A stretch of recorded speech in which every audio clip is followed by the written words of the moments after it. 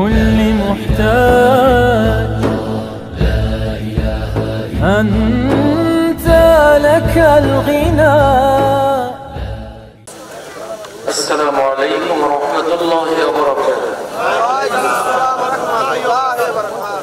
إن الحمد لله نحمده ونستعينه ونستغفره ونؤمن به ونتوكل عليه. من يهد الله فلا مضل له ومن يضلل فلا هادي له. وأشهد أن لا إله إلا الله وحده لا شريك له. وأشهد أن محمدا عبده ورسوله. أما بعد فإن خير الحديث كتاب الله وخير الهدي هدي محمد صلى الله عليه وسلم وشر الأمور محدثاتها وكل محدثة بدعة وكل بدعة ضلالة وكل ضلالة في النار. أعوذ بالله من الشيطان الرجيم. بسم الله الرحمن الرحيم.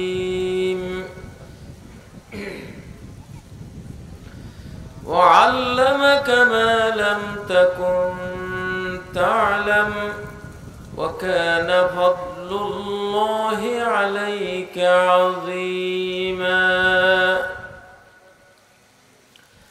ونزلنا عليك الكتاب تبيانا لكل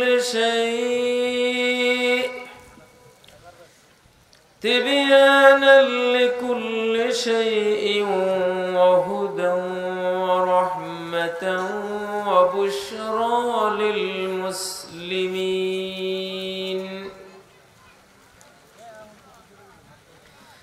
ألا بذكر الله تطمئن القلوب.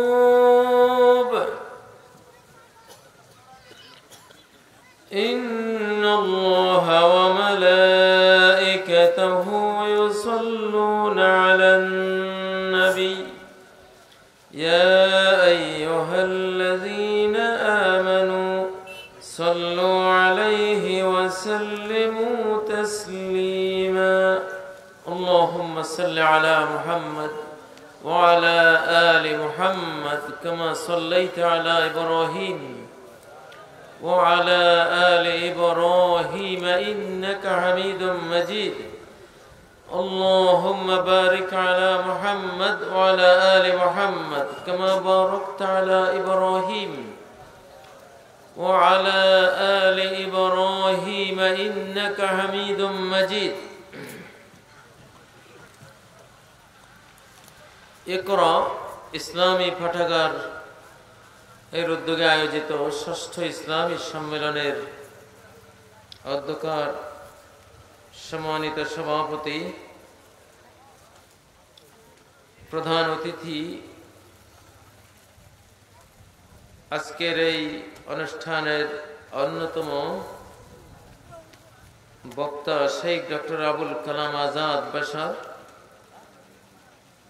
শেখ মোহাম্মদ সরওয়ার হুসাইন, অন্যান্য উলামা ইকরাম, সুধীবৃন্দ, আমার সম্মুখে সমবেত বেরাদারানে ইসলাম, মহান আল্লাহ রাব্বুল ইজ্জাতুল জালালের অনন্ত অসীম গুণগান করছি, তার প্রশংসা বর্ণনা করছি, যিনি সুন্দর নিজম রাতের পরিবেশে আমাদেরকে ইলমে দ্বীনের ছাত্র হওয়ার জন্য মনোনীত করেছেন। আলহামদুলিল্লাহ। আমার পূর্ব মুহূর্ত পর্যন্ত অনেক বক্তার ওয়াজ আপনারা শুনেছেন, বিশেষ করে শেখ ডক্টর আবুল কালাম আজাদ, শেখ মোহাম্মদ সরওয়ার হুসাইন সাহেবের বক্তব্য শুনেছেন। আল্লাহ তাআলা সেসব বক্তব্য থেকে আপনাদের সবাইকে উপকৃত হওয়ার তৌফিক দান করুন। সর্বশেষ দায়িত্ব আমার উপরে বর্তেছে, আল্লাহ তাআলা তৌফিক দান করুন এমন সব জ্ঞানের তথ্য কণিকা পরিবেশন করার যেগুলো দুনিয়া আখিরাতের পাথেয় হয়ে থাকবে ইনশাআল্লাহ। আমাকে বিষয় দিয়েছেন বিজ্ঞান ও সুন্নাহ। বিজ্ঞান ও সুন্নাহ বিষয়টি কেন দিয়েছেন? এই জন্য দিয়েছেন যে এই যুগের মানুষ বিজ্ঞানের ভক্ত। বিজ্ঞানের দ্বারা আবিষ্কৃত মাইক, ক্যামেরা, ইলেকট্রনিক যত সামগ্রী, গাড়ি ঘোড়া, হাজারো লাখ প্রযুক্তি, এসব কিছু বিজ্ঞানের মাধ্যমে আল্লাহ আমাদেরকে দান করেছেন। আমাদের ইসলামী জ্ঞানের ভান্ডারের সাথে বিজ্ঞানের যোগাযোগ আছে কিনা, বিজ্ঞানের সাথে কোরআন ও সুন্নাহর কোনো সংঘাত নাকি পুরোপুরি মিল, ইত্যাকার প্রশ্ন আধুনিক যুগের মানুষের মনে আসে। এজন্য বিজ্ঞান ও সুন্নাহ বিষয়টি আপনারা দিয়েছেন, সুন্দর বিষয়। তবে মনে রাখতে হবে, একটা আপেল খেলে আপেলের ভেতরে যত ভিটামিন, ক্যালসিয়াম, প্রোটিন, অ্যাসিড যত কিছু থাকে, আপেলের এইসব জিনিস সম্পর্কে যিনি খাচ্ছেন তিনি জানলেও উপকৃত হবেন, না জানলেও উপকৃত হবেন। আপেলের ভেতরে ভিটামিন এ, বি, সি কি কি আছে এটা না জানলে শুধু খেলে কোনো লাভ হবে না, এমনটা তো না। জানলেও ভিটামিন কাজ করবে, না জানলেও ভিটামিন কাজ করবে। গাজরের মধ্যে ভিটামিন এ পাওয়া যায়, একজনে জানেই না, কিন্তু সারা জীবন গাজর খেয়ে গেছে। সে কি ভিটামিন এ পেল নাকি পেল না? অবশ্যই পেয়েছে। তবে জানলে গাজরের প্রতি আকর্ষণটা আরো বাড়বে, ভক্তিটা বাড়বে। তো বিজ্ঞান সুন্নাহর মধ্যে কি বিজ্ঞান আছে, কি বিজ্ঞান নাই, জানলেও সুন্নাত দ্বারা আপনি দুনিয়া আখিরাতে উপকৃত হবেন, না জানলেও উপকৃত হবেন। তবে জানলে উপকারটা বেশি আসবে, ভক্তি বেশি আসবে, এই জন্য জানার প্রয়োজন। তাহলে সুন্নাহ ও বিজ্ঞান, ধরুন আজকের এই মাহফিলটা, এখন রাত 11টা পার হয়েছে। সুন্নাহ বলে নবী সাল্লাল্লাহু আলাইহি ওয়াসাল্লাম কানা ইয়াকরাহুন নাওমা ক্বাবলাহা ওয়াল হাদিসা বা'দাহা, সহিহ বুখারী riwayat। নবী সাল্লাল্লাহু আলাইহি ওয়াসাল্লাম এশার আগে ঘুমানোকে মাকরুহ মনে করতেন, অপছন্দ করতেন। এশার আগে ঘুমাতেন না, আর এশার পরে কথা বলাকে অপছন্দ করতেন। অতএব মাহফিলের ক্ষেত্রে সুন্নাহসম্মত মাহফিল হলো এশা পড়ে শেষ, এশার পরে না। জোহর থেকে আরম্ভ হোক, এশা পড়ে সবাই বিদায় হয়ে যাবে, তাহলে ফজরও কাজা হলো না। সুন্নতে আছে নবীজি এশার পরে বক্তব্য দিতেন না। কিন্তু বাংলাদেশে সব মাহফিল জমে কখন? এশার পরে। এমনকি আহলে হাদিস এলাকার মাহফিলও জমে আসার পরে। তা আহলে হাদিস, এই হাদিসটা কেন মানা হচ্ছে না?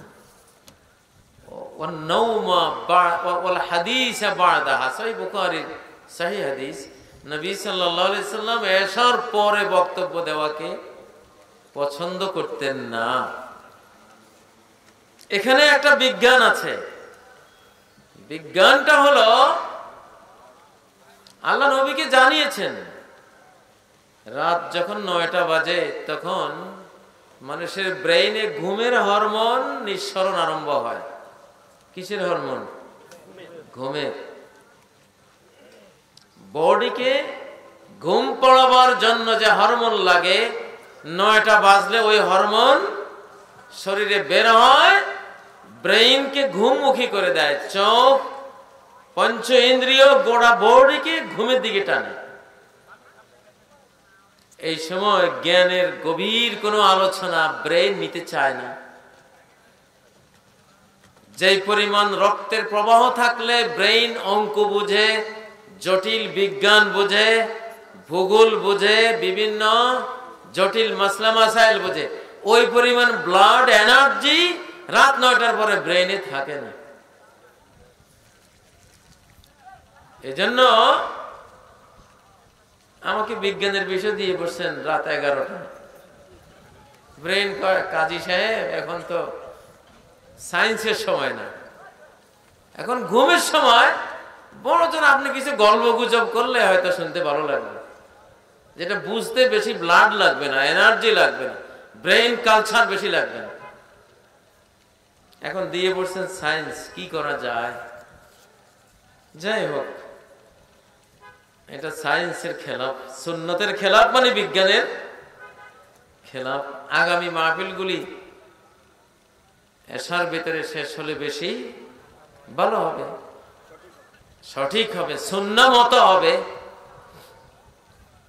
বেশি হবে। এখন যেটা পড়বেন, যেটা শুনবেন, ঘুমাইলে ভুলে যাবেন।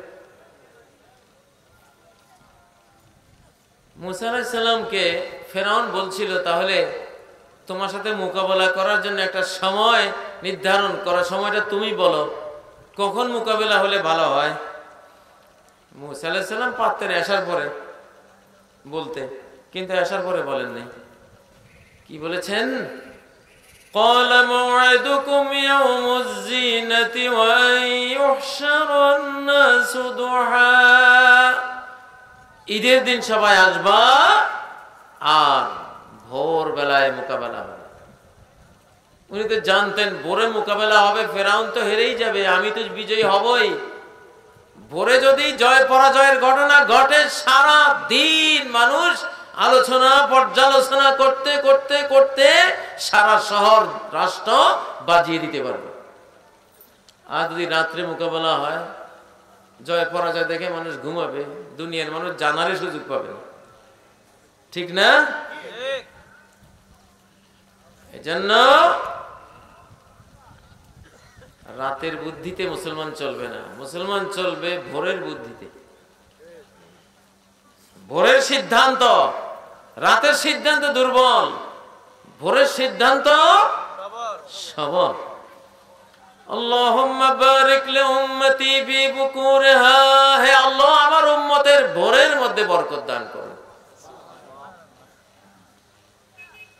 এজন্য ভোরের কথা বলা হয়েছে। মুসা আলাইহিস সালাম বিজ্ঞ জনচিত ভঙ্গিতে বৈজ্ঞানিক ভাবে বললেন ভোরবেলায় মোকাবেলা হবে।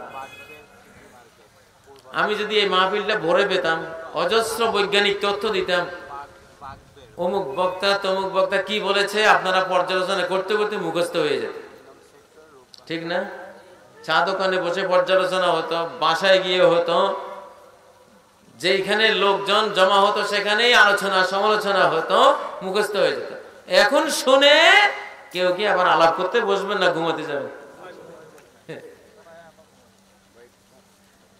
নবী সাল্লাল্লাহু আলাইহি সাল্লাম যখন কোনো কথা বলতেন, ইজা তাকাল্লামাত বিকালিমাতিন আদাহা সালাসান, নবীজি কোনো কথা বললে 3 বার বলতেন। কয়বার? সহিহ বুখারীর হাদিস। কয়বার বলতেন? এটা আমরা আগের জমানায় বুঝতাম 3 বার, এই জন্য বলতেন। মানুষ 3 প্রকার, খুব প্রতিভাবান, ফার্স্ট ক্লাস প্রতিভাবান, সেকেন্ড ক্লাস প্রতিভাবান, থার্ড ক্লাস প্রতিভাবান, 3 ক্লাস। 3 বার বললে 3ও ক্লাসে ধরে ফেললো।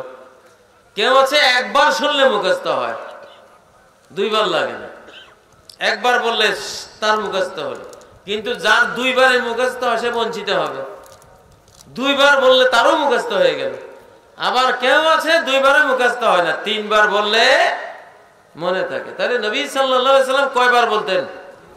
তিনবার বলে তিনও শ্রেণীর মানুষ কথাটা ক্যাচ করতে পারলো। এটা ছিল আগের যুগের ব্যাখ্যা। লেটেস্ট এই হাদিসের ব্যাখ্যা হলো মস্তিষ্কে তিনটা টার্ম আছে, long term, middle term, short term. একটা কথা মস্তিষ্কে গেলে প্রথমে এটা শর্ট টার্মে থাকে, কয়েক মিনিট পরে কথাটা হারিয়ে যাবে। যদি শর্ট টার্মের পরে আবারও কথাটা বলা হয়, শোনানো হয়, মিডল টার্মে যাবে, মিডল এলাকায় ঢুকবে, তথ্যটা সহজে হারাবে না। যদি আরেকবার শোনানো হয় একবারে লং টার্মে, হার্ড ডিস্কে গিয়া তথ্যটা ইনস্টল হয়ে গেল, সেভ হয়ে গেল, এইটা সহজে ভুলবে না। নবী সাল্লাল্লাহু আলাইহি সাল্লাম যে কোনো কথা বললে এই জন্য কয়বার বলতেন? তিনবার বলতেন। প্রিয় ভাইরা, বিজ্ঞান ও সুন্নাহ, সুন্নাহ পুরোটাই বিজ্ঞান, ইসলাম আগা গোড়াই বিজ্ঞান। আপনি বুঝেন আর না বুঝেন, বুঝেন আর না বুঝেন, ইসলাম আগা গোড়া বিশুদ্ধ বিজ্ঞান, কোনো সন্দেহ নেই। নবীজির একটি হাদিস আবু দাউদের, ইন্না তাহতাল বাহরে নারান ওয়া তাহতান নারি বাহরা, সাগরের নিচে আগুন আছে, আগুনের নিচে আরেকটা সাগর আছে। সাগরের নিচে কি আছে? এটা আগের যুগের মানুষ বুঝতে কষ্ট হইতো, কেমনে সাগরের নিচে আগুন, এই বিশাল পানির নিচে আবার আগুন থাকে? চুলার মধ্যে একটু পানি ঢেলে দিলে আগুন নিভে যায়, আর নবীজি বলছেন সাগরের নিচে আগুন। আসলে এখন ন্যাশনাল জিওগ্রাফি সহ সচিত্র বিজ্ঞান দেখায়, যেসব মিডিয়া দেখবেন সাগরের তলদেশে বিশাল বিশাল আগ্নেয়গিরি আল্লাহ তাআলা সৃষ্টি করে রেখেছেন। বিপুল বিক্রমে আগুনের বিস্ফোরণ ঘটে গোটা সাগরের পানিকে ঠান্ডা বরফে রূপান্তরিত হওয়ার হাত থেকে রক্ষা করে চলেছে। যদি ওই আগ্নেয়গিরির বিস্ফোরণ সাগরের তলায় না হতো, গোটা সাগর একটা বরফের খণ্ডে পরিণত হয়ে সমস্ত প্রাণী মারা পড়ত। সুবহানাল্লাহ। ইন্না তাহতাল বাহরে নারা, কদিন আগে দেখলাম কি বিশাল বিস্ফোরণ। কিয়ামতের দিনের বিস্ফোরণ এত ভয়াবহ হবে, ওয়াইজাল বিহারু সুজ্জিরাত, স্মরণ করো ওই সময়কে যখন সমস্ত সাগরে আগুন লাগিয়ে দেয়া হয়। কিভাবে? নিচের আগ্নেয়গিরির ভয়াবহ বিস্ফোরণে সমস্ত সাগরের পানি আগুনে রূপান্তরিত হয়ে যাবে। আল্লাহু আকবার। তাহলে হাদিস পড়া মানে বিজ্ঞান পড়া, ঠিক না? অনেক পোলাপান সায়েন্স পড়ে, ভাই তুমি কি পড়ো? কয় সায়েন্স নিয়ে পড়ি। সে শুধু সায়েন্স জানে, কিন্তু আমি বলবো যারা হাদিস নিয়ে পড়ালেখা করে, কোরআন নিয়ে পড়ালেখা, এরা সবচেয়ে বেশি এবং বড় সায়েন্টিস্ট, এরাই আসল সায়েন্স নিয়ে পড়ালেখা করে। আর স্কুল কলেজে যে সায়েন্স, এটা হলো কোরআন আর সুন্নাহর সায়েন্সের নাতিপুতনি। বাপকে কোরআন সুন্নাহ, সায়েন্সের বাবা হইলো, সায়েন্সের বাবা হইলো কোরআন এবং সুন্নাহ। আর স্কুল কলেজ ইউরোপ আমেরিকার সায়েন্স হলো এই বাবার জন্ম দেয়া, ঠিক না?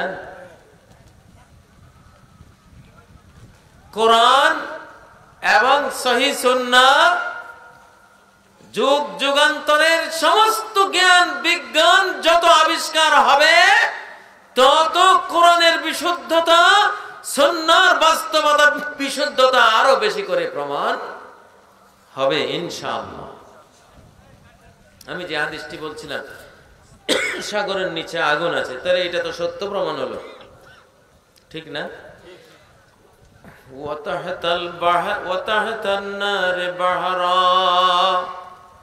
আবার নবীজি বলছেন সেই আগ্নেয়গিরির নিচে আবার সাগর আছে। এটা এতকাল কেউ বুঝে নাই, এই মাত্র কিছুদিন আগে আবিষ্কার হলো মাটির তৃতীয় স্তরের নিচে এই বিশাল সাগর বিরাজমান, যা 400 থেকে 600 কিলোমিটার গভীর। দুনিয়ার সাগর মহাসাগর সর্বোচ্চ গভীর হলো 11 কিলোমিটার। কত কিলোমিটার? 11 কিলোমিটার গভীর সাগর। তার ডরে ভয়ে তো আমরা অস্থির, কিন্তু ভূগর্ভে যে সাগর আছে মাটির নিচে 400 কিলোমিটার থেকে 600 কিলোমিটার গভীর। এবার বলেন পানির কোনো অভাব হইব? আল্লাহু আকবার, কি বিজ্ঞান! وَأَنزَلْنَا مِنَ السَّمَاءِ مَاءً طَهُورًا। সারা কোরআনে আল্লাহ বলতেছেন আমি পৃথিবীতে যে পানি রাশি তোমরা দেখো, যে জলরাশি দেখো, সমস্ত পানি এই পৃথিবীতে সৃষ্টি হয়নি, পৃথিবীর বাইরের আকাশ থেকে পানি পৃথিবীতে তোমাদের জন্য প্রেরণ করা হয়েছে। পানি এই পৃথিবীর জিনিস না, এটা পৃথিবীর বাইরে থেকে পৃথিবীতে পাঠানো হয়েছে। এই আয়াতটা আগে আমরা মনে করতাম যে আনজালনা মিনাস সামা, এই আকাশ থেকে পানি আমি নাজিল করেছি, আমরা বুঝতাম মেঘ থেকে আল্লাহ পানি নাজিল করেছেন, অবতীর্ণ করেছেন, আমরা মেঘ পর্যন্ত যাইতাম। কিন্তু আসলে এই যে মেঘ আর জমিন, এই মেঘটাও কিন্তু পৃথিবীর ভিতরে, এটা পৃথিবীর বাইরে না। মূল পানিটা আসছে মেঘেরও হাজার হাজার কোটি আলোকবর্ষ মাইল দূর থেকে। মহাবিশ্বের অন্য, মহাকাশের অন্য কোথাও পানি সৃষ্টি করে গোটা মহাবিশ্বে পানি ছড়িয়ে দিয়েছেন। রাত্রে আপনারা দেখবেন হঠাৎ একটা তারা ছুটে প্রচন্ড গতিতে মাটির দিকে পড়তেছে, দেখা যায় না? এগুলিকে উল্কা বলে, শেল পড়ে আকাশ থেকে। প্রতি রাত্রে 10 থেকে 20 লক্ষ শেল আকাশ থেকে পড়ে। আল্লাহ তাআলা এগুলির ভিতরে পানি রেখেছেন। পৃথিবী সৃষ্টির সময়ে মহাকাশ থেকে হাজার হাজার কোটি শেলিং করে উল্কা পতন শেল মেরে ভূগর্ভে বিশাল পানির মজুদ আল্লাহ সৃষ্টি করে দিয়েছে। সেই ওই শেলগুলোর ভিতর থেকে পানি বেরিয়ে জমতে জমতে জমতে জমতে ভূগর্ভে ভূপৃষ্ঠে বিশাল পানি রাশির মজুদ। সুবহানাল্লাহ, কে দিয়েছেন? وَأَنزَلْنَا مِنَ السَّمَاءِ مَاءً طَهُورًا। কি বিজ্ঞান! এই আয়াতটা সারা কোরআনে আছে, কিন্তু এটা সঠিকভাবে বুঝতে আমাদের 1400 বছর লাগছে।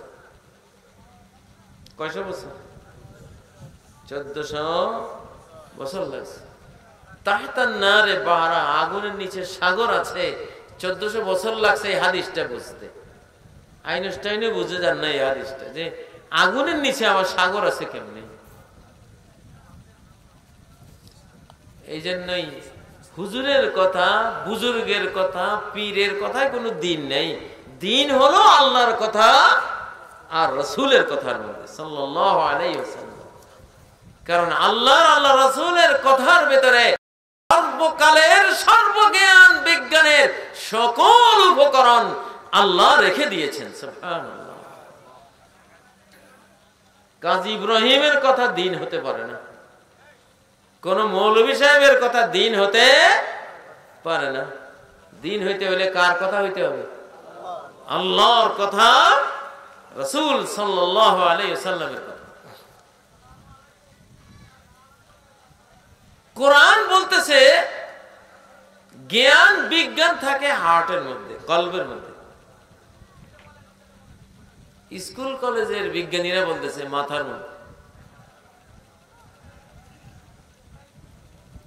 কয়েক বছর আগ পর্যন্ত সব বিজ্ঞানীরা বলতো ব্রেইন হলো সব জ্ঞান বিজ্ঞানের আসল।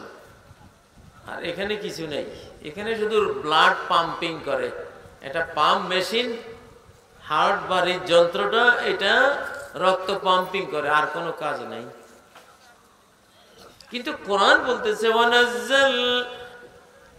নাযালাহু আলা কলবিকা বিইজনিল্লাহ, কোরআন তোমার মাথায় নাজিল হয়নি। কোরআন কি মুহাম্মদ সাল্লাল্লাহু আলাইহি ওয়াসাল্লামের মাথার উপরে নাজিল হয়েছে না অন্তরের উপরে? অন্তরের উপরে। কোরআন দাবি করতেছে জ্ঞান বিজ্ঞানের খনি হলো এই জায়গাটা, সিনা।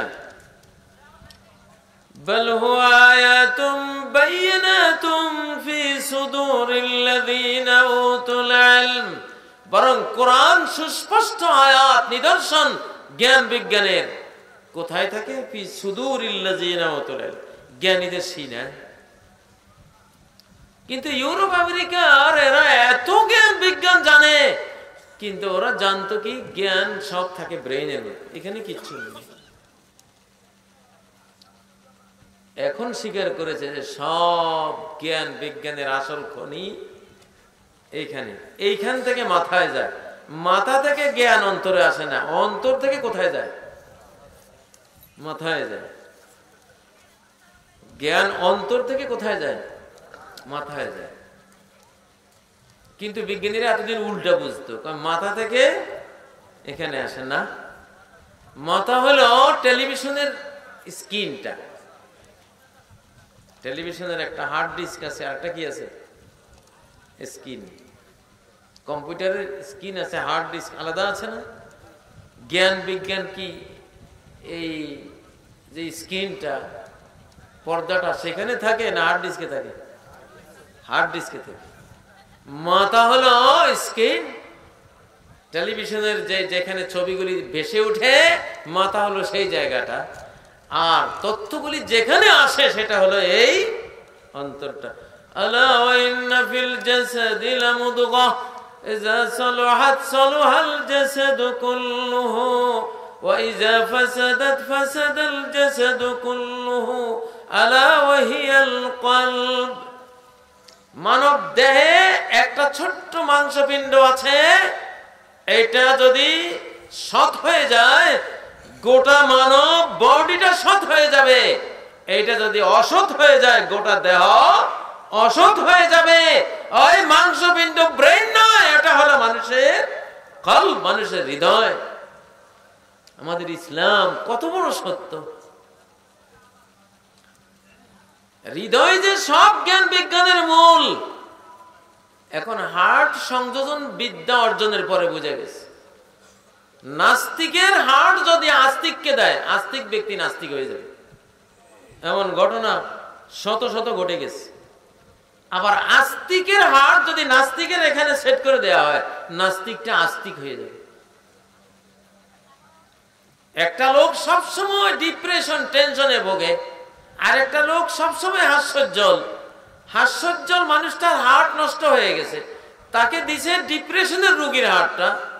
ডিপ্রেশনের রোগী ডিপ্রেশন করতে করতে মারা গেছে, টেনশন করতে করতে মারা গেছে, কিন্তু হার্টটা হাসপাতাল ওলারা রেখে দিয়েছে। পরে সদা হাস্যোজ্জ্বল মানুষটাকে ওর হার্টটা দিয়েছে, দেওয়ার পরে দেখে ওই লোকের মতোই এই লোকটা টেনশনের সাগরে ডুবে গেল, এবং টেনশন করতে করতে ওর মতো মরে গেল। এমন হাজারো ঘটনা ঘটলো। প্লাস্টিক দিয়ে হৃদয় বানিয়েছে, হার্ট বানিয়েছে। প্লাস্টিকের হার্ট একজনের এখানে যখন সেট করে দিছে, সে বলে আমার ভেতরে জ্ঞান বিজ্ঞান মায়া মমতা কিচ্ছু নেই।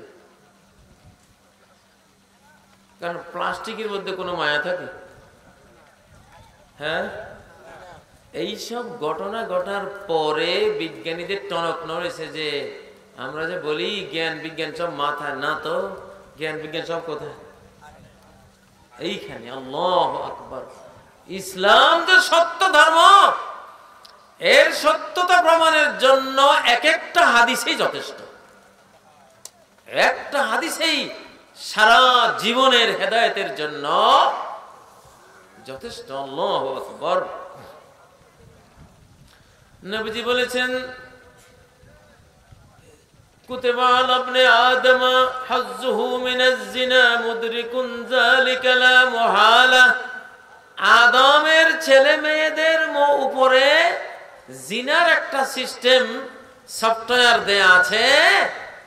জিনা বা বিচারের সফটওয়্যার নিয়ে আদম সন্তানরা পৃথিবীতে আসে। জিনার আইনি আর নজর, চোখের জিনা হলো নজর। ওয়াজিনাল ইয়াদিয়াল বাতশু, হাতের জিনা হলো স্পর্শ। জিনার রিজলাইনে আল মাশি, পায়ের জিনা হলো হাঁটা। ব্যভিচার বলছে। একজন একটা পরনারীকে দেখলো চোখ দিয়া, সে ব্যভিচার করলো, সে ওই নারীর সাথে সহবাস করে ফেলল। ইসলাম বলছে তুমি যে দেখেছো এটা সহবাস করেছো, তার সাথে জিনা করেছো। একজনের ঘরের দিকে অনুমতি না নিয়ে যে তাকালো, ইসলাম বলে তুমি যে তাকিয়েছো এটা ঢুকে গেছো তার ঘরে। মান নাযারা ফাকাদ দাখালা। ইসলাম কি সূক্ষ্ম, মুসলমান কি সূক্ষ্ম জ্ঞানী জাতি। আল্লাহু আকবার। সালাম না দিয়ে, পারমিশন না নিয়ে কোন মানুষের ঘরের দিকে যে তাকালো, সে উইদাউট পারমিশন তার ঘরে ঢুকে গেল। ঢুকে গেলে যে শাস্তি, ওরা যদি তার চোখ গলিয়ে দেয়, চোখ খুলে ফেলে কোনো অস্ত্র দিয়ে, ইসলাম তার কোনো বিচার করবে না যে তোমরা রাইট কাজ করেছো। এখন ইসলাম বলতেছে কোন পুরুষ যদি কোন পরনারীর দিকে তাকালো একবারের পরে দুবার, সে নারীর সাথে সহবাস করলো, জিনা করলো। তাহলে সিনেমার মধ্যে যে বসে বসে নাচ দেখেন, নারীদের ড্যান্স দেখেন, এগুলি কি? সব জিনা, পরনারীর সাথে সহবাস। এবার আনেন এই হাদিসটাকে সায়েন্সের মধ্যে। তামামান আধুনিক বিজ্ঞান বলছে নজর দিলে ঠিক তাই ঘটে যা স্বামী স্ত্রীর একান্ত মুহূর্তে ঘটে, কোনো বেশ কম নেই।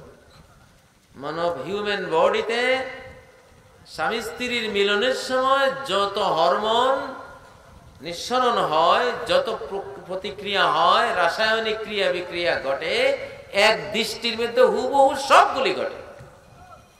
অতএব নজরও একটা সহবাস। আস্তাগফিরুল্লাহ। এই মহাপাপ। এখন আর হিন্দু মুসলমান নাই। টেলিভিশন ছেড়ে দিয়ে বুড়া মুরব্বী 80 বছরের বয়স এক ঠ্যাং কবরে চলে গেছে, ও তরুণীদের নাচ দেখে বসে বসে। চোখের জিনার কোনো শেষ নাই। এজন্য লা তুতবিন নজরাতান নজরা, হে আলী, নবীজি বলছেন আলী এক দৃষ্টির পর আরেক দৃষ্টি দিও না। ইসলাম কত বড় পবিত্র ধর্ম, সুবহানাল্লাহ, কত বড় পবিত্র ধর্ম। আমার অনেক মাহফিলে আমি আমেরিকার এক তরুণীর ঘটনা তথ্য দিয়েছিলাম যে এই কিছুদিন আগেই আমেরিকার এক সুন্দরী তরুণী মেয়ে লিফলেটে যাচ্ছে, তার সাথে আরেক তরুণও লিফলেটে উঠলো। রাস্তায় ওঠার সময় কারেন্ট চলে গিয়ে লিফট বন্ধ হয়ে গেল। লিফটে করে যাচ্ছে, লিফলেট না, লিফটে করে যাচ্ছিল। পরে ওই মেয়ে তো ভয়ে অস্থির যে এই তরুণ এখন আমার নির্যাতন করবে, টিচ করবে। তরুণী মেয়েটা দেখলো যে তরুণ ছেলেটা তার দিকে তো তাকাচ্ছেই না, বরং উল্টো তরুণ তার নিজের পায়ের দিকে সে তাকিয়ে আছে নিম্নগামী করে। একটি বারের জন্য ওই মেয়ের দিকে চায় নাই, একটি বারের জন্য না। লিফট থেকে বের হওয়ার পরে তরুণী মেয়েটা তরুণ ছেলেটার সামনে গিয়ে রাস্তা আগলে দাঁড়ালো, তুমি থামো প্লিজ, তুমি তুমি কোন ধর্মের যুবক আমাকে একটু জানাও তো। এত সুন্দর ধর্ম পৃথিবীতে আছে যে তুমি একবারও আমাকে চাইলে না। এত বড় লোভ সম্বরণ করলে, যেটা আমেরিকার ইতিহাসে আমার কল্পনাতেও আসে না যে এমন কেউ থাকতে পারে। তোমার মতো টকবগে যৌবন, তোমার এই অবস্থায় আমার মতো একটা সুন্দরী তরুণী পেয়ে একবারও তাকালে না। সে বলল, আমি ইসলাম ধর্মের যুবক, আমার ধর্ম এটা অনুমোদন করে না যে আমি তোমার দিকে তাকাই। কারণ এই তাকানোটাকেও আমার ধর্ম জিনা বলেছে, সহবাস বলেছে, আর এক নারীকে ব্যবহার করার পর্যায়ে নিয়ে গেছে। এত মারাত্মক তথ্য দিয়েছে আমার ধর্ম, এই জন্য আমি তোমার দিকে তাকাই নেই। তরুণী মেয়েটা বলল, তোমাকেই স্বামী হিসাবে পেতে চাই আমি। তরুণ বলল, তুমি তো অন্য ধর্মের, আমার স্ত্রী হতে হলে আমার ধর্ম নিতে হবে। বলে, হ্যাঁ, তোমার ধর্মই গ্রহণ করো। এটা গত বছরের ঘটনা, বিশাল তোলপাড় হয়েছে ইন্টারনেটের জগতে। ওই মেয়ে নিজের ধর্ম ত্যাগ করে ইসলাম ধর্ম কবুল করেছে একটা ঘটনার কারণে, একটা তরুণের একটা সুন্নতের উপরে আমল করার কারণে। সুবহানাল্লাহ। শুধু কি তাই, ওই তরুণীর $10 লক্ষ ব্যাংক ব্যালেন্স ছিল, পুরো টাকাটাই তরুণকে সে গিফট করে দিয়েছে। যা একটা সুন্নতের উপরে আমলের বরকতটা কি দেখেন। আল্লাহু আকবার। জান্নাত তো আছেই। আসলে ইসলাম তো এটাই যে নজর দিল কিসের মুসলিম, সে মুসলমান না। সারাদিন বসে বসে পরনারী দেখে, কিসের মুসলমান? একটা সগীরা গুনাহ 2 বা 3 বার করলে কবিরা গুনাহ হয়ে যায়। একটা ছোট্ট পাপ কয়েকবার করলে মহাপাপ হয়ে যায়, ঠিক না? চোখের এই নজরগুলি কি ছোট পাপ না মহাপাপ? কারণ এটা তো শত হাজার বার দিচ্ছেন, এটা মহাপাপ হওয়ার সমস্ত শর্ত পূরণ করে ফেলেছে। তাহলে আজকে যে সমাজ ব্যবস্থায় স্কুলে কলেজে ছেলে মেয়ে জিনার পরিবেশ, অফিসার সাহেবের প্রাইভেট সেক্রেটারি তরুণী মেয়ে জিনার পরিবেশ, রিসিপশনিস্ট তরুণী মেয়ে জিনার পরিবেশ, বাজারে হাটে ঘাটে এখন তো দোকানদাররা সেলসম্যান রাখে, সেলস গার্ল রাখে, বুঝেন না? যতক্ষণ থাকে চোখের জিনা, হাতের জিনা, কথার জিনা। তোমার তো আর পরিবার গড়া লাগবে না, তোমার তো ওই যে তুমি একটা আল্লাহর নিয়মের বাইরে একটা পরনারীর সাথে কথা বলতেছ, নজর দিতেছ, স্পর্শ করতেছ, তোমার 20-22 বছর পরে যৌবন এমনি ড্যাম হয়ে যাবে। বিয়ের প্রস্তাব দিলে পরে ভয়ে পালিয়ে যাবে। ব্যাটারি ড্যাম, ব্যাটারি ফিউজ হয়ে যাবে। আগের যুগের মানুষগুলি 80 বছর পর্যন্ত যুবক থাকতো। 80 বছর। আমি 1980 সালে একটা মাদ্রাসা সেক্রেটারি দেখেছি, ওনার 90 বছর বয়স ছিল। 90 বছর বয়সে ওনার সন্তান দেখেছি, চুল দাড়ি সব সাদা, হালকা বডি, কিন্তু 90 বছর উনি সন্তানের পিতা। কারণ ওই যুগের মানুষদের চোখগুলি ভালো ছিল, যৌবন সেফ ছিল। আমার ছোটকালে আমার লাইট ব্যবহার করার খুব অভ্যাস ছিল।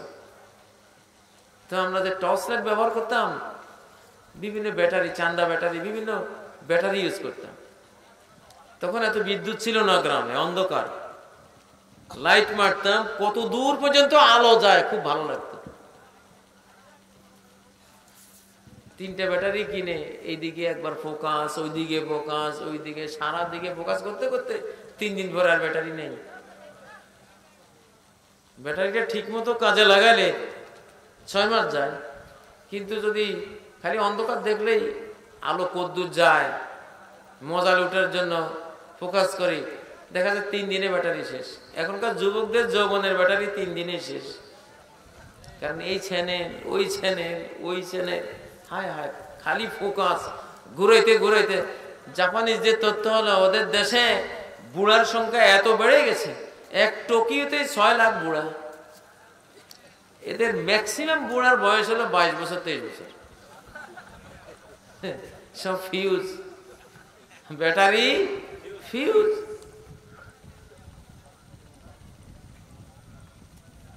এই জন্য এখনকার বহুত নষ্টা ভ্রষ্টা মহিলা আছে, স্বামী দিয়ে হয় না, আরো 2-3টে বয়ফ্রেন্ড রাখে। ফিউজ কি করবে? মন্দ পথে নিয়ে গেছে শয়তান। কুল লিল মুমিনিনা ইয়াগুদ্দু মিন আবসারিহিম, মুমিনদেরকে বলো দৃষ্টিগুলো অবনমিত রাখো। এই মহা শক্তিশালী ক্যামেরা ফ্লাশ করো না, এটাকে সেফ রাখো। এটা সেফ, যৌবন সেফ। এটা নজর দিলে মানে যৌবনের অস্ত্র গুদামে বিস্ফোরণ ঘটাই দিলে। বিস্ফোরণ ঘটাইতে ঘটাইতে 20-22 বছরে যৌবন হারা। আমাদের ছাত্র জীবনে, আমাদের যৌবনে আমরা একটা দুনিয়া পেয়েছিলাম, সমাজ পেয়েছিলাম। বিশেষ করে মাদ্রাসাগুলিতে, মাদ্রাসার ছাত্ররা সিনেমা দেখতো না। কমই তো নয়, আলিয়ার পোলাপাইনও সিনেমা হাজার লাখে 2-4টা ঘটনা হয়তো করতো, অধিকাংশরা কল্পনাই করতো না। আমরা অনেক ভালো ছিলাম, যার ফলে এই বয়সেও এখনকার যুবকদের চেয়ে ভালো আছে। এখনকার যুবকরা হইলো এখনকার new model private car, plastic. আজ থেকে 30 বছর আগের প্রাইভেট কারগুলি যদি এখনকার নতুনগুলিরে ধাক্কা দেয়, ভেঙ্গে চুরমার হয়ে যাবে। ঠিক নয় কি? তো অপরাধের মধ্যে কোনো প্রাপ্তি নেই, কোনো সায়েন্স নেই। আসলে এই মেডিকেল সায়েন্টিস্টরা যদি সায়েন্টিস্ট হতো, মেডিকেল বিজ্ঞানীরা যদি বিজ্ঞানী হতো, তাহলে মেয়েদের জন্য আলাদা, ছেলেদের জন্য আলাদা সব ব্যবস্থা করত।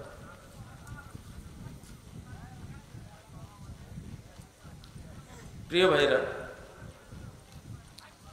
বিজ্ঞান ও সুন্নাহ বিষয়টা অত্যন্ত গুরুত্বপূর্ণ, অত্যন্ত অত্যন্ত গুরুত্বপূর্ণ এটা জানা। প্রিয় ভাইরা, আল্লাহ তাআলা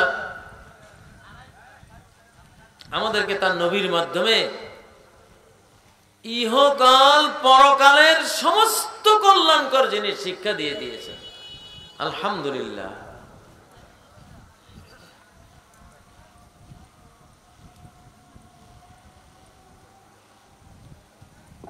ঘুম থেকে জাগলে ইয়ামসাহুন নাওমা আন ওয়াজহি, নবী সাল্লাল্লাহু আলাইহি সাল্লাম ঘুম থেকে জাগলে চেহারা থেকে ঘুম মুছতেন, ঘুম মুছে ফেলতেন।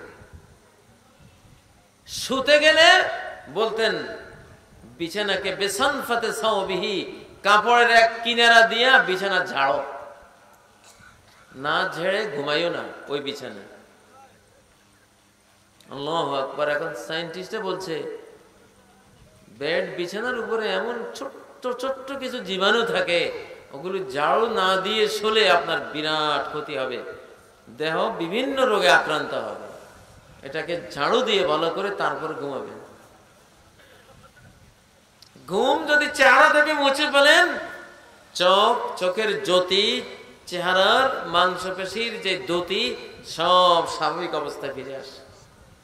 সুবহানাল্লাহ। ইসলাম যে কত সুন্দর জিনিস। খেলে নবীজি বলতেন বিসমিল্লাহ বলে খাও। বিসমিল্লাহ না বললে শয়তান তোমার সাথে খাবে। শয়তান হলো ভাইরাস, বিসমিল্লাহ হলো অ্যান্টিভাইরাস। যে কোনো ভাইরাসের বিরুদ্ধে একটা অ্যান্টিভাইরাস লাগে, ঠিক না? শয়তান টয়লেটে থাকে, মহিলা যদি টয়লেটে গিয়া বিসমিল্লাহ না পড়ে টয়লেটে ঢোকে, আল্লাহুম্মা ইন্নী আউযু বিকা মিনাল খুবুসি ওয়াল খাবায়েস না পড়ে টয়লেটে ঢোকে, জিন, শয়তান, মহিলা, পুরুষ সবাইকে পুরোপুরি দেখতে পাবে। কিন্তু যদি টয়লেটে ঢোকার আগে ওই দোয়াটা বা শুধু বিসমিল্লাহ বলে ঢুকলো, সাতরুমা বাইনাকুম ওয়া বাইনা আয়ুনিল জিন্নি আন ইয়াকুলা বিসমিল্লাহ। নবী সাল্লাল্লাহু আলাইহি ওয়াসাল্লাম কি বিশাল ইনফরমেশন দিচ্ছেন। বিসমিল্লাহ হলো তোমাদের আর জিনদের মাঝখানে পর্দা। বিসমিল্লাহ বললা, পর্দা পড়ে গেল, আর দেখবে না। বাথরুমে বসলেও সে দেখবে না। বিসমিল্লাহ না বললে তোমার দেখবে। টয়লেটের সামনে দিয়ে মহিলা গেলে অনেক জিনে আক্রমণ করে বসে, টয়লেটে গেলে আক্রমণ করে বসে। সাদ ইবনে উবাদা রাদিয়াল্লাহু তাআলা আনহুকে টয়লেটেই জিনেরা তীর মেরে হত্যা করেছিল। টয়লেটে এগুলি থাকে।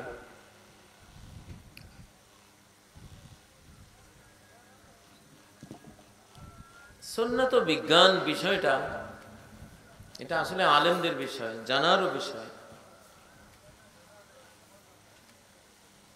মানুষের হাতে, পায়ে, চেহারায় লক্ষ লক্ষ জার, ভাইরাস, রোগ জীবাণু বসবাস করে, খোলা আবহাওয়া থেকে ছেটে যায়। ইসলাম এজন্য এমন সুন্দর বিধান দিয়েছে, 5 ওয়াক্ত সালাতের আগে ওযু করো, 2 হাত, চেহারা, 2 পা, মানে পোশাকের বাইরে যেই অঙ্গগুলি থাকে এগুলি 5 বার কমপক্ষে ওযুর মাধ্যমে ধোয়া হয়ে গেল।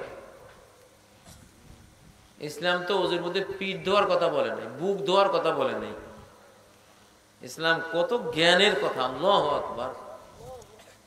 বুক পিঠ ধোয়ার কথা বলে না, কারণ বুক পিঠ তো জামা পোশাক আশাক দিয়ে সেফ নেই। চেহারাটা খোলা, দুনিয়ার আবর্জনা সব কিলিবিলি করা, ভাইরাস, জীবাণু, জার্ম সব এখানে লাগতেছে, হাতে লাগতেছে, পায়ে লাগতেছে। ফাগসিলু ওজুহাকুম ওয়া আইদিয়াকুম ইলাল মারাফিক। চেহারা ধোও, হাত ধোও কোনই পর্যন্ত। আবার হাত ধোয়ার সিস্টেম এমনি এমনি নিয়ে পানি কোন দিয়া গলাইয়া দাও, এমনি নয় যে উপর থেকে পানি গড়াইবে, এইভাবে না, এইভাবে। কারণ যদি এইভাবে গড়াও তাহলে রোগ জীবাণু ভাইরাসগুলি যাবে তো ঠিকই, কিন্তু আঙ্গুলের মাথায় কিছু থেকে যাবে, পরে তুমি কিছু খাইলে শরীরে ঢুকে পড়বে। কিন্তু যদি এইভাবে ধোও, কনুই দিয়ে তো কেউ কিছু খায় না। পানি যখন কনুই দিয়া ঝরবে তখন কনুইতে কিছু 2-4টা থাকলেও সমস্যা না, কারণ কনু দিয়ে তুমি খাবে না। অপারেশন থিয়েটারে এখন ডাক্তারদেরকে বিধান দেয়া হয়েছে যে অপারেশনকারী ডাক্তাররা হাত ধুইতে হবে এইভাবে, কনু দিয়ে পানি প্রবাহিত করে।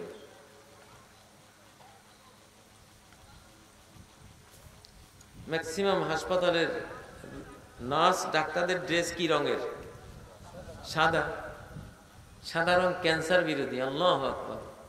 ইসলামের দেয়া তথ্য যে আল্লাহ যদি কোনো পোশাক পরতেন, সাদা পোশাক পরতেন। রাসূল সাল্লাল্লাহু আলাইহি ওয়াসাল্লামের কাছে সবচেয়ে প্রিয় পোশাক ছিল সাদা পোশাক। সবুজটা ভালোবাসতেন, সাদাকে বেশি মূল্যায়ন করতেন।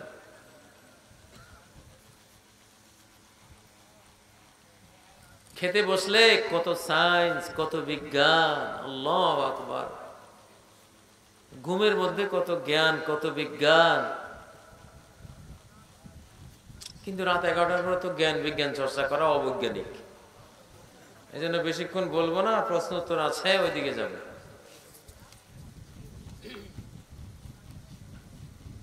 ছোটবেলা থেকে আমার অভ্যাস ছিল, খেলে সুন্নত মনে করতাম, প্লেট খুব কাছিয়ে খেতাম। যাই খেতাম একেবারে প্লেটকে ভালো করে আঙ্গুল দিয়ে পরিষ্কার করে খেতাম। হোটেলে বসে খাইতে খুব শরম লাগতো। ভদ্রলোকেরা সবাই তাকাই থাকতো যে মৌলভী সাহেব দেখো কি খাও না, কি খাওন না খাইতেছে, মনে হয় যেন প্লেট সহ খাই ফেলে। এরা বড় বড় চোখ করে দেখে। ওনারা তো ভদ্রলোক, জমিদারের সন্তান।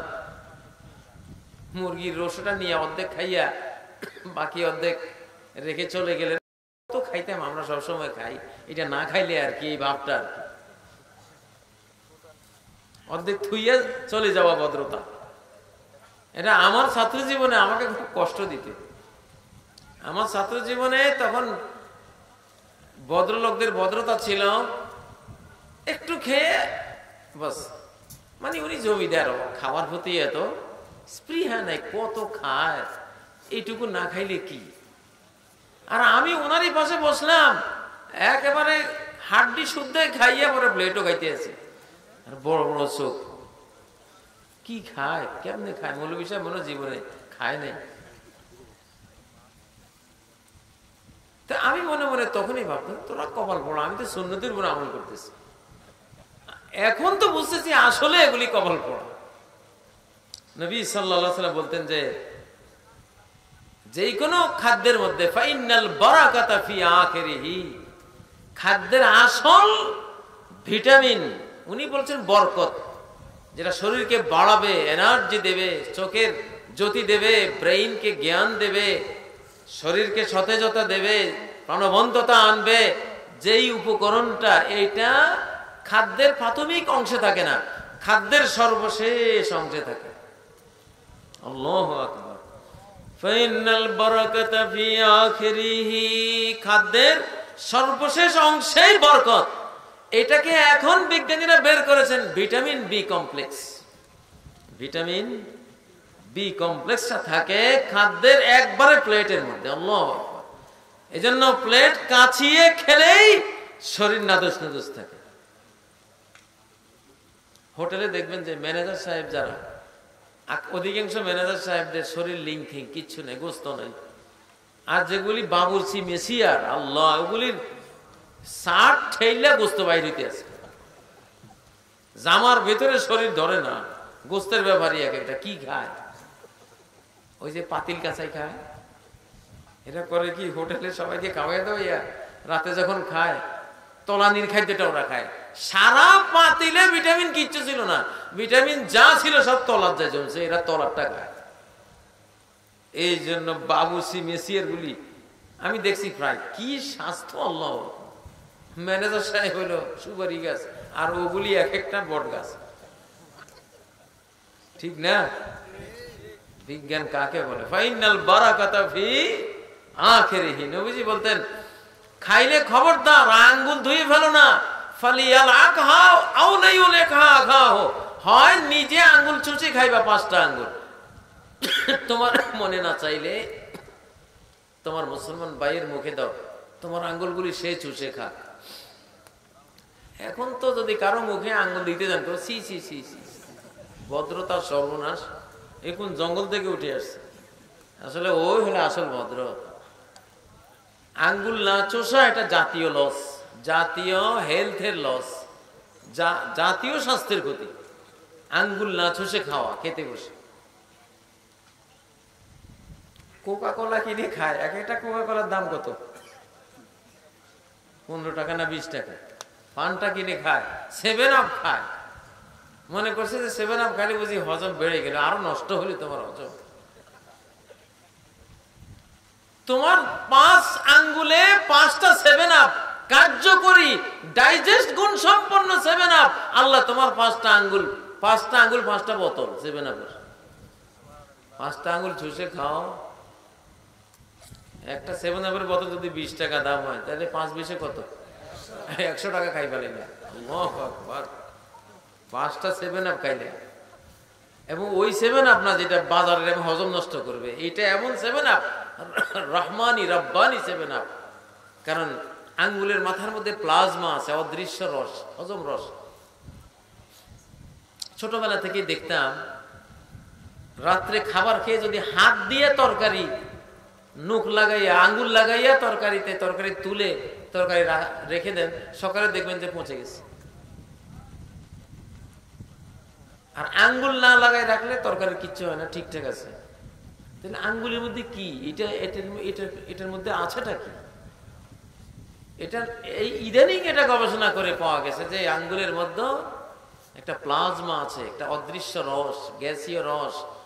খাদ্যের যখন কল্পনা করে মানুষ, তখন জিহ্বায় পানি আসে, আর আঙ্গুলের মাথার মধ্যে এক ধরনের গ্যাসীয় প্লাজমা রস তৈরি হয়। এগুলি খাদ্যে গেলেই খাদ্য হজম হয়। এই জন্য চামচ দিয়ে খাওয়া খাদ্য হজম হইতে অনেক দেরি হয়, আঙ্গুল দিয়ে খাওয়া খাদ্যটা অনেক তাড়াতাড়ি হজম হয়। কারণ প্লাজমা আছে, চামচের মধ্যে তো প্লাজমা নাই, প্লাজমা আছে কিসের মধ্যে? এই জন্য নবীজি বলতেন যে আঙ্গুল চুষি খাও, পেটের ব্যারাম হইতো না, ডায়রিয়া, আমাশা, বদহজম সব চিকিৎসা বাস আঙ্গুলের মধ্যে। আল্লাহু আকবার। প্রিয় ভাইরা, ফাইনাল বারাকাত ফি আখিরিহি, নবী সাল্লাল্লাহু আলাইহি সাল্লাম সারা জীবন যেই প্লেটে তিনি খেতেন সবাই চিনতো যে এই প্লেটটা আল্লাহর নবীর, এত পরিষ্কার করতেন। আল্লাহু আকবার। খাদ্যের যে সর্বশেষ অ্যাটমগুলি, পরমাণুগুলি, ওগুলি উনি টেনে টেনে টেনে তুলে খেতেন, ওগুলি আসল ভিটামিন বি কমপ্লেক্স। প্রিয় ভাইরা, ইসলাম কত সুন্দর জিনিস, এটাই ভদ্রতা, এটাই আপনার জন্য জীবন যৌবন, অটুট স্বাস্থ্য। আগের যুগের আলেমদের দেখতাম, আমাদের ওস্তাদদেরকে দেখতাম 80, 90, 100 বছর, 120 বছর চশমা ছাড়া কিতাবের হাসি আছে, ছোট্ট ছোট্ট ছোট গুণি পিঁপড়ের মতো লেখাগুলি 120 বছরেও চশমা ছাড়া দেখে। সুন্নতি আমল করছে, সুন্নতি খাবার খাইছে। আল্লাহু আকবার।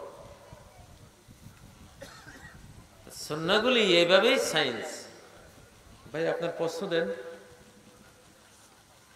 12টা বেজে গেল, এই জন্য অনেক প্রশ্ন নিয়ে আসছেন। আসলে সায়েন্সের বিষয়গুলি আমার কাছে খুব মজা লাগে, এই জন্য আমার ছাত্র জীবন থেকে অভ্যাস ছিল, সায়েন্সওয়ালারা কিছু আবিষ্কার করলে আমি কোরআন শুনে নিয়ে বসতাম যে এটা কোথায় আছে, পরে খুঁজে বের করতাম যে হ্যাঁ এটা অমুকখানে আছে। কারণ সায়েন্সগুলি হলো কোরআন সুন্নাহর লেটেস্ট তাফসীর। আল্লাহ তাআলা এই বিজ্ঞান দিয়ে কোরআন সুন্নাহ আমাদেরকে বুঝাবেন কিয়ামত পর্যন্ত, এজন্য গবেষণা করে এগুলি বের করতে হয়। শাইখ ইব্রাহিম, আসসালামু আলাইকুম ওয়া রাহমাতুল্লাহ। ওয়া আলাইকুম আসসালাম ওয়া রাহমাতুল্লাহ। আমি আপনার একজন ভক্ত, এই এলাকায় আপনার আগমনের খবর পেয়ে পিঙ্ক সিটি থেকে খুঁজে বের করলাম অবস্থানটি। আলহামদুলিল্লাহ। আমার একজন চাচা ফেনীতে ইন্তেকাল করার খবর পেয়েও আপনার বক্তব্য শুনতে এখানে এসেছে। জাযাকাল্লাহু খাইর। এতে যদি দাফনের পূর্বে না পৌঁছতে পারি আমার কি ভুল হয়েছে? আপনি আসলে জ্ঞানের লোভে আসছেন তো। মান খারাজা ফি তলাবিল ইলমি ফাহুয়া ফি সাবিলিল্লাহ। যে ব্যক্তি ইলমের অন্বেষায় বের হলো সে তো আল্লাহর পথেই বের হলো, অনেক বড় নেক কাজ করেছে। আর আপনার চাচার যে জানাজা, এটা তো সেখানে অনেক লোক আছে, ফরজে কিফায়া আদায় করার মতো অনেক লোক আছে, তারা তো করেছেন। আপনার ভুল হয়নি, আপনি তার জন্য দোয়া করেন, দূর থেকেই দোয়া করেন, আল্লাহ তাকে ক্ষমা করে দেন। আমরা দোয়া করি আল্লাহ তাকে জান্নাত নসিব করুন, তার কবরকে জান্নাতের টুকরো বানিয়ে দেন। মহিলাদের ওয়াজ করা পুরুষের জন্য তা শোনা জায়েজ আছে কি? মহিলাদেরকে পুরুষেরা ওয়াজ করতে পারবে, মহিলারাও তা শুনতে পারবে, বক্তাকে দেখতেও পারবে। বক্তার বডি ল্যাঙ্গুয়েজ না দেখলে মহিলারা কি বুঝবে?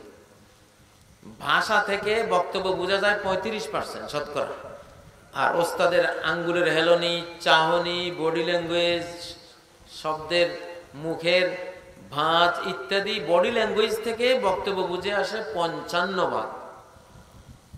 এজন্য ওস্তাদকে দেখতে হয়। ইসলাম তো অবৈজ্ঞানিক না।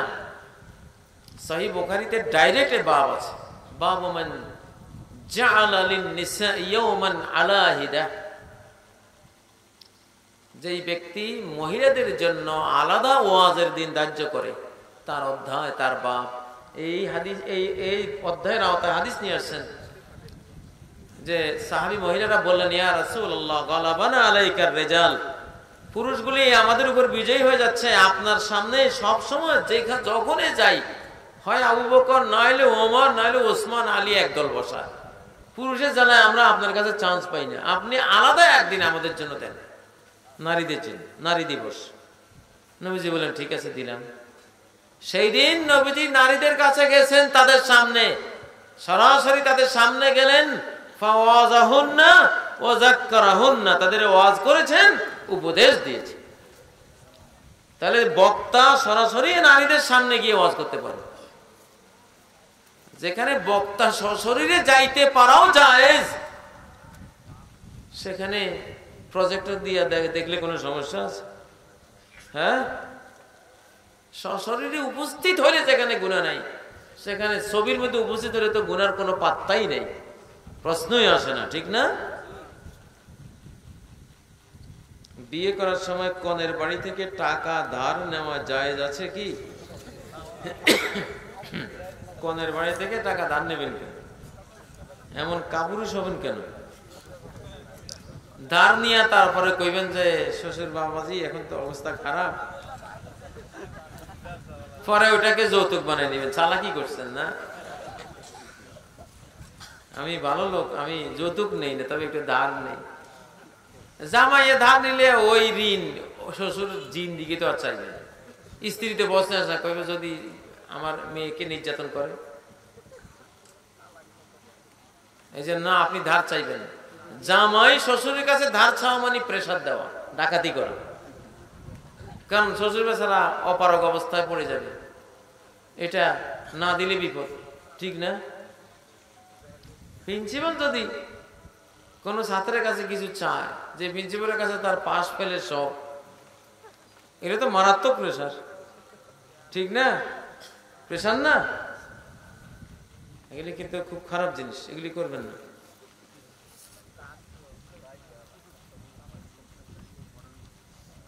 শ্বশুরের কাছে কেউ ঋণ নিতে পারে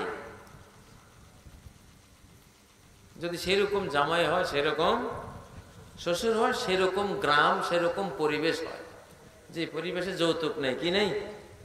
যৌতুক নেই। কিন্তু যৌতুকের পরিবেশ এগুলি করতে গেলে এটা ঋণ হবে না, এটা কি হয়ে যাবে? যৌতুকের রূপ নেবে।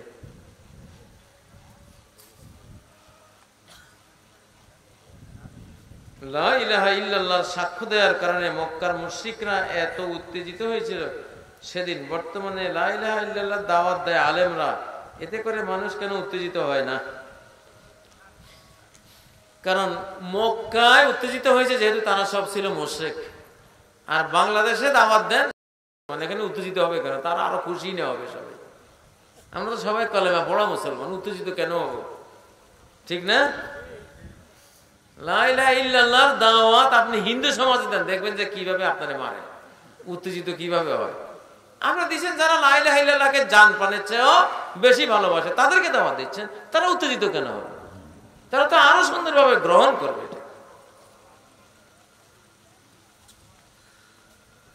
কিয়ামতের তিনটি বড় বড় আলামত দেখা দেওয়ার আগেই ঈমান আনতে হবে। এই ঈমান বলতে কি বোঝানো হয়েছে?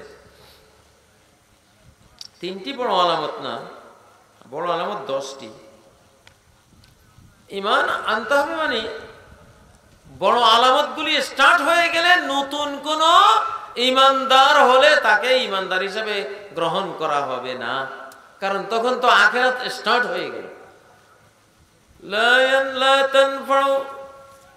لا ينفع نفسا إيمانها لم تكن آمنت من قبل أو كسبت في إيمانها خيرا। সূর্য যেদিন পূর্ব থেকে উঠবে, পশ্চিম থেকে উঠবে, পশ্চিম থেকে উঠার পরে কোন কাফেরের ঈমান আর গ্রহণযোগ্য হবে না। সূর্য পশ্চিম থেকে উঠলে পরে কোন কাফের আর ঈমান গ্রহণযোগ্য হবে না। সূর্য পশ্চিম থেকে ওঠার পরে কোন বেনামাজি নতুন করে নামাজি হলে সেটা গ্রহণযোগ্য হবে না, আগে যা ছিল তাই থাকবে। সূর্য পশ্চিম তানকাতে ওয়াত্তাওবা হাত্তা তাতলু আশ-শামসু মিন মাগরিবিহা। সূর্য পশ্চিম থেকে ওঠার আগ পর্যন্ত তওবার দুয়ার বন্ধ হবে না, কিন্তু পশ্চিম থেকে উঠে গেলে আর তওবা কবুল হবে না, নতুন করে ঈমানও গ্রহণযোগ্য হবে না। যে আমলে সালেহ করতো না তার আমলে সালেহ গ্রহণযোগ্য হবে না। আগে যার যা ছিল সূর্য পশ্চিম থেকে ওঠার পরে সে তা করবে, ওইটা ঠিক থাকবে, নতুন করে আর কিছু গ্রহণযোগ্য হবে না, যেহেতু আখিরাতে স্টার্ট হয়ে যাবে। তখন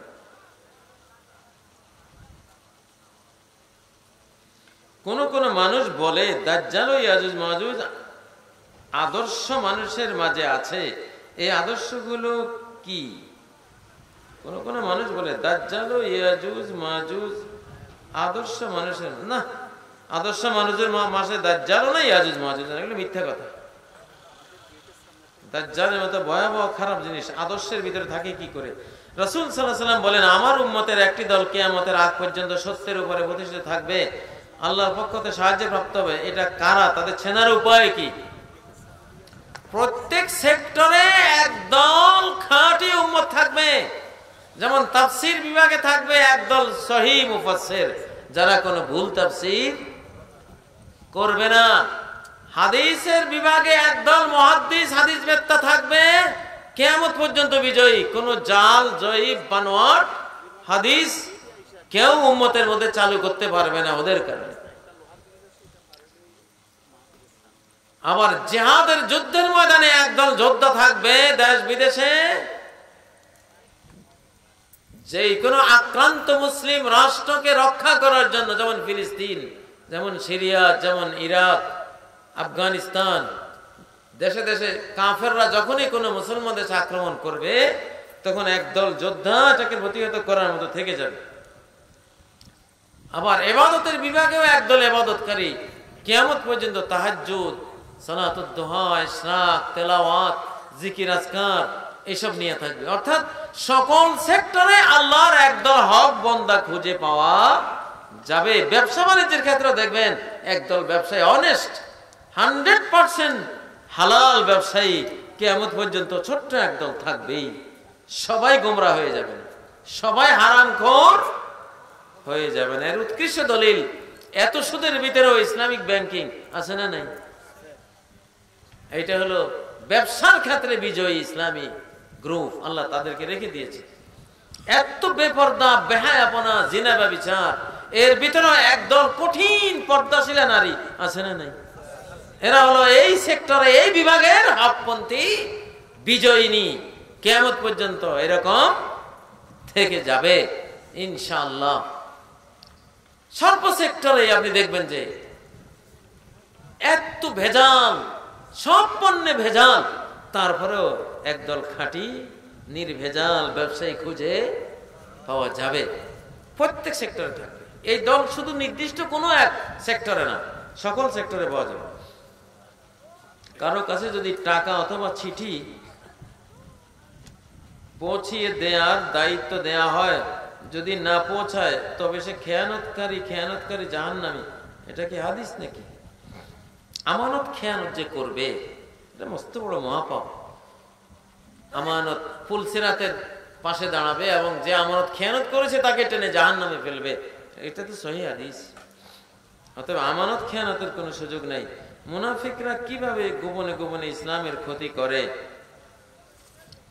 কাফেরদের সাথে গাঁটছড়া বাঁধে, কাফেরদের কাছে মুসলমানদের গোপন সব তথ্য সরবরাহ করে মুসলিম রাষ্ট্রের ক্ষতি করে এবং কাফেরদেরকে সাহায্য করে মুসলিমদের উপরে হামলা চালায়। বিভিন্নভাবে মুসলমানদের অর্থনীতি, সমাজনীতি, রাষ্ট্রনীতি, মুসলমানদের প্রাইভেসি তারা ধ্বংস করে কাফেরদের সহযোগিতা নিয়ে। এরকম একদল লোক মুসলমানদের ভিতরে আছে। ইমাম যখন সূরা ফাতিহা পড়ে তখন মুসল্লিরা তেলাওয়াত করলে তার মুখে আগুন লাগিয়ে দিতে হবে। অথবা করণীয় কি? হ্যাঁ, ইমাম সূরা ফাতিহা বললে মুসল্লিরা বললে আগুন লাগিয়ে দিতে হবে, এটা আবার কোন আজগুবি কথা? ইমাম পড়বে, মুসল্লিরা শুনবে, ইমাম থামবে, ওই থামানোতে ওয়াকফের মধ্যে মুসল্লিরাও পড়ে নিবে। কথা হলো এটা, মুসল্লির মুখে আগুন লাগাবে কেন? এটা তো কোনো নবীর কথা তো দূরে থাক, শয়তানও কইছে কিনা সন্দেহ হলো। এত বাজে কথা। সুদের ব্যবসা জায়েজ কিনা? না, সুদের ব্যবসা হারাম। সুদের ব্যবসা আবার জায়েজ কেমনে? কেউ যদি প্রশ্ন করে হুজুর জিনার ব্যবসা জায়েজ কিনা, এটা সুদের ব্যবসার প্রশ্ন তো একই। প্রশ্ন করতে তো একটু সাবধান হইয়া প্রশ্নটা করা উচিত।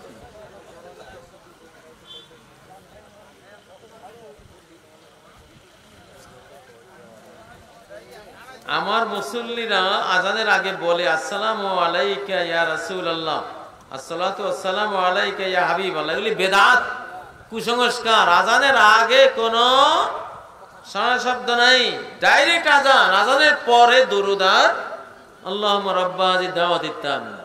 ওটা হলো সুন্নাহ। আজানের আগে কিচ্ছু নাই। ইমাম মালিকের যুগে এক মুয়াজ্জিন মসজিদ নববীর মধ্যে আজানের আগে কিছু ডাকাডাকি করতে, ইমাম মালিক ডেকে এনে বললেন, এই বেদাত কেন আবিষ্কার করলো? খবরদার এই জাতীয় কথা যাতে আর না শুনি। সে কিছুদিন চুপ থাকলো, কিছুদিন পরে সে ডাকাডাকিটা বন্ধ করলো, কিন্তু আজানের আগে কিছু জিকির আজকার করছে। উনি আবার ডেকে বন্ধ করলেন, আজানের আগে কোনো জিকিরও নেই। যাক, বন্ধ করলো জিকির। কিছুদিন পরে জিকির তো করে না, কিন্তু গলা খাঁকড়ায় করে এইভাবে। ইমাম মালিক আবার ডাকলেন, গলা খাঁকড়াও কেন, গলা দাঁড়াও কেন আজানের আগে?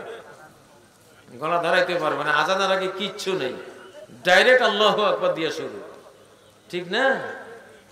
আজানের আগে আমাদের দেশে অনেক আজগুবি কথা মানুষ বানাই নিয়েছে, বানোয়াট, মিথ্যা এবং বেদাত, কবিরা গুনাহ এগুলি। কোন কোন পাখি খাওয়া জায়েজ? কি পাখি খাইবেন এখন? পাখি ধরতে গেলে তো জেলে যাইতে হবে।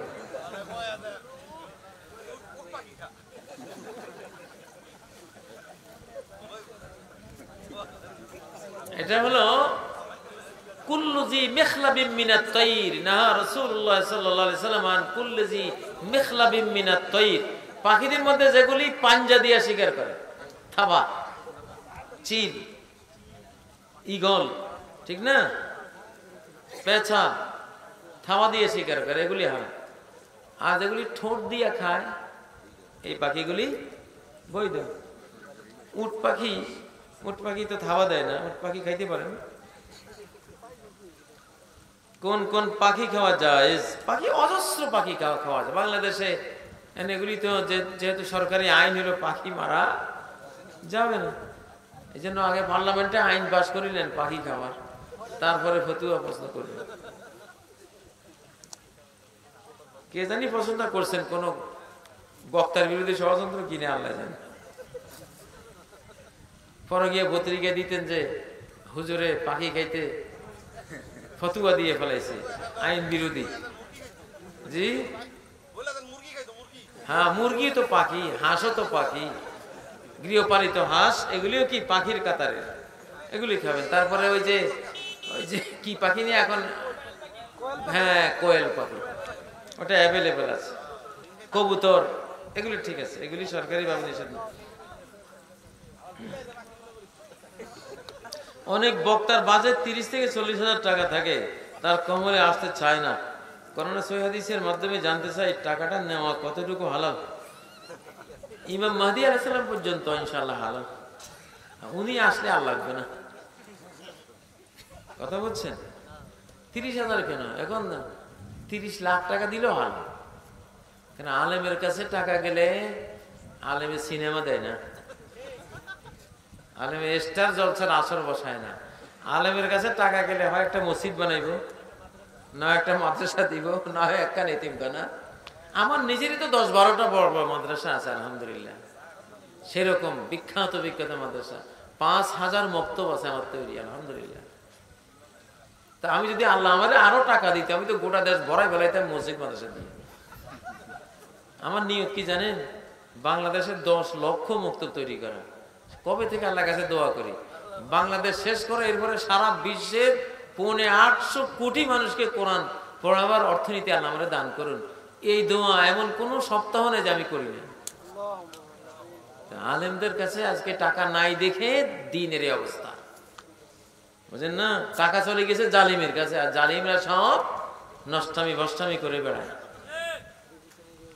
ওই যে এক গায়ক গায়িকা ভারত থেকে নিয়ে আসে, একবার একজনকে আনি 8 কোটি টাকা দিছে, ঠিক না? জাহান্নামের দিকে নিয়ে যায় যারা, তাদেরকে 8 কোটি টাকা দিতে পারো, যারা জান্নাতে নেবে তাহলে ওই হিসেবে ওদেরকে কয় কোটি টাকা দেওয়া উচিত বলো? আলেমরা আগে টাকা নিত না, টাকা দিয়ে যাইত।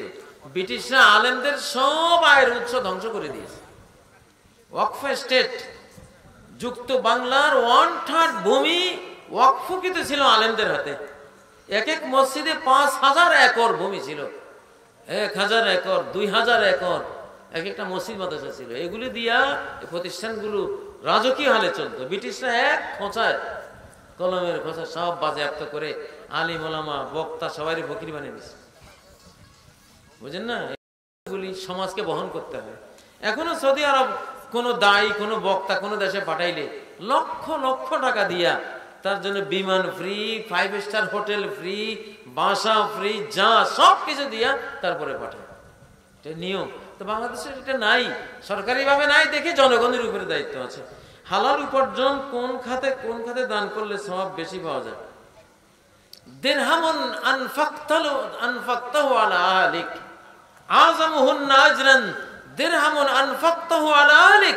নবী সাল্লাল্লাহু আলাইহি ওয়াসাল্লাম থেকে নাসিরুদ্দিন আলবানী সহিহ হাদিস বর্ণনা করেছেন, 1 দিরহাম তুমি আল্লাহর রাস্তায় দিলা, 1 দিরহাম ফকিরকে দিলা, মিসকিনকে দিলা, 1 দিরহাম নিজের ছেলে মেয়েকে খাওয়াইলা, এই যত দিরহাম ব্যয় করলা সবচেয়ে বেশি সওয়াব হলো ওই দিরহামে যেটা নিজের পোলাপানকে খাওয়াইলা, নিজের পরিবার পরিজনকে খাওয়াইলা। এটা হলো সওয়াব সবচেয়ে বেশি, কারণ এটা তোমার উপরে ফরজ, তোমার উপরে ফরজ। যে ইমাম বিদআত করে তার পিছনে সালাত হবে কি? বেদাতে মুকাফফিরা যেগুলি, শিরকি বেদাত যেগুলি, ওগুলির পিছনে নামাজ হবে না। নরমাল বেদাত হলে তাহলে তওবা ইস্তেগফার করাইতে হবে, কিন্তু সালাত হয়ে যাবে। হাসান বসরি রাহিমাহুল্লাহ বলতেন, সহিহ বুখারীতে হাসান বসরি উক্তিটা আছে, সল্লি ওয়া আলাইহি বিদআতু, নরমাল বেদাতের পিছনে সালাত পড়তে পারবা, তার বেদাতের পাপ তোমাকে গ্রাস করবে না, বেদাতের পাপ মুসল্লি বহন করবে না, ইমামকে বহন করতে হবে, ইমাম বহন করবে। আমার মনে হয় রাত যেহেতু গভীর হয়ে গেছে, এখন ফজর কাজার দিকে যাবে 12:30। আমি আর কথা বলছি না। সুবহানাকাল্লাহুম্মা ওয়া বিহামদিক